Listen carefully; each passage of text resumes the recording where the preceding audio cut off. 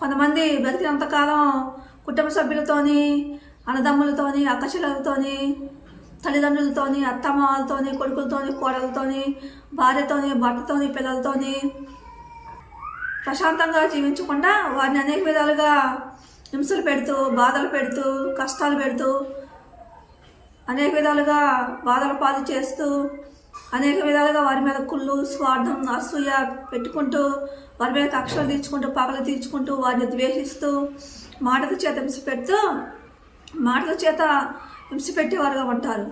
అలా హింస పెట్టేవారుగా ఉంటారు. దేవుడు అంటున్నా మనసు మంచిది కాదు అంటున్న దేవుడు. అలా హింస పెడుతూ వారు చనిపోయిన తర్వాత ఏడ్చేవారుగా ఉంటారు. దేవుడు అంటున్నాడు బ్రతికి ఉన్నప్పుడే మీరు ప్రేమ, ఆప్యాయతను రాగానే పంచుకోండి అంటున్న దేవుడు.